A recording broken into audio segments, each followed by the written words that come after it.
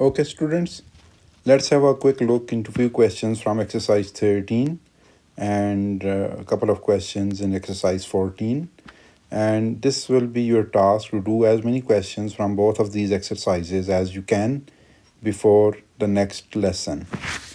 So here you can see that first question here is, let's say it's question 1, 4x over 5 is equal to minus 2.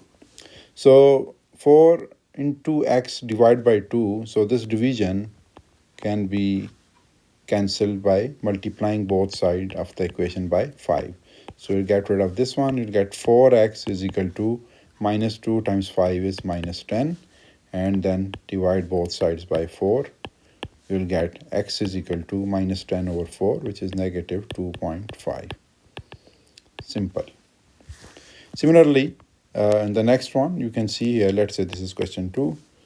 A minus 3 is equal to 3a minus 7. So in this one, the variable is a, and it exists on both sides of the equation. So we will collect the variable onto one side. So a, this is positive 3a, so make it negative 3a when it will move from one side of the equation to the other side. And here we have negative 7, and move this negative 3 to the other side, this will become positive 3.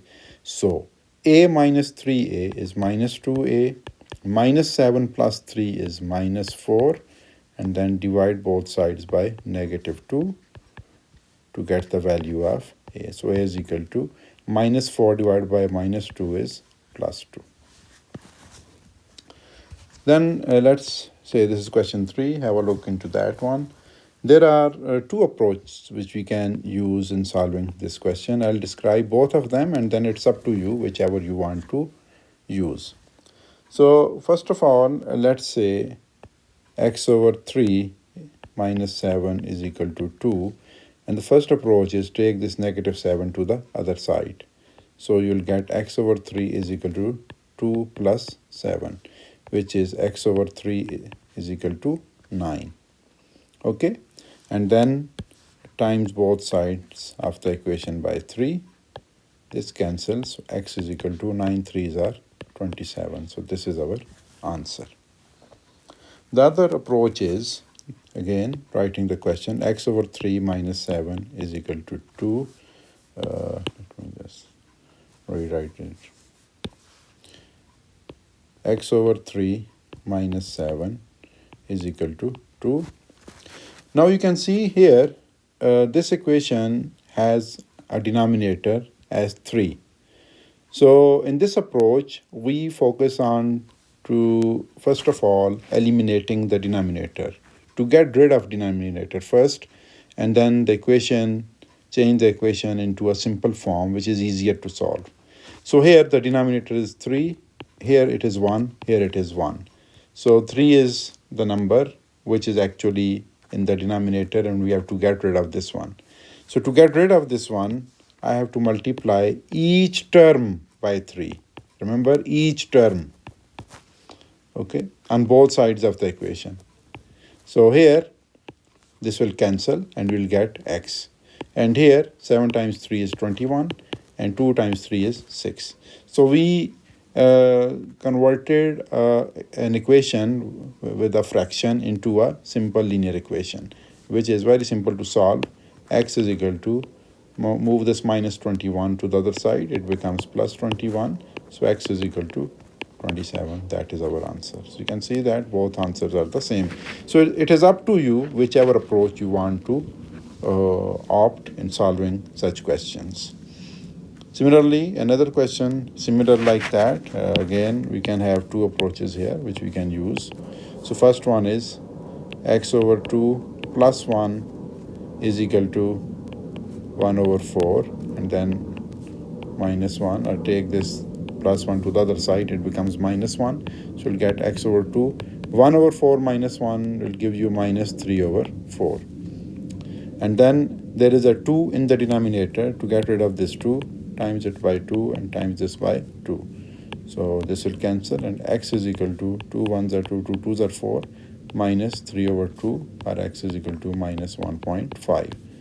That is the answer. You can also opt the other approach. in which x over 2 plus 1 is equal to 1 over 4, which actually involve in eliminating the denominator. So you can see that there are two denominators here. One is 2 and the other is 4. So 4 is divisible by 2. So 4 is the least common multiple of this equation. So we can then times each and every term by 4, because 4 is a bigger number. And if the numbers are 3 and 4, for example, in the denominator, so LCM of 3 and 4 is 3 times 4, which is 12. So in that case, we have to multiply each term by 12. Okay. So here 2 1s are 2, 2 2s are 4, this 4 and 4 cancels. So we get 2x plus 4 1s are 4, and here we get 1. And simply 2x is equal to 1 minus 4, which is minus 3. So x is equal to minus 3 over 2, which is negative 1.5. So I have explained both the approaches. So it's up to you whichever you want to opt when dealing with the equations having fractional terms in that. Let's have a look into a question from exercise 14. It looks complicated, but once you simplify it, it will become very easy to work out. So 6x plus, now this 30 is, there's 30 times x minus 2, so 30 into x is 30x, 30 into negative 12 is negative 360. This is equal to 2 into x is 2x, 2 into minus 1.5, so 1 over 2 is 2 1s are 2, plus 1 is 3, so it is 3 over 2, and 2 multiplied by 3 over 2 is it 2 multiplied by 3 over 2. So you can see that this cancels and we'll get a 3. So basically 2 multiplied by half, so 1.5, which is 3. So you can see that it is a bit simple now. Again, these can be added. 6x plus 30x is 36x, minus 360 is equal to 2x minus 3. Now it is quite straightforward. Collect the terms having x on one side and terms without x on the other side. So 36x minus 2x is equal to, here we have negative 3, and move this to the other side, it will become positive 360. So 36x minus 2x is 34x, and this is plus 357, and then divided by 34 on both sides, we'll get x is equal to 357 divided by 34. Your answer will be 10.5, I think. Okay, so that's how you can approach these questions, and the more you practice them, the more effective it will be for you, because some equations will be quite hard to solve, but using these simple steps properly, you can overcome the difficulties. Thank you.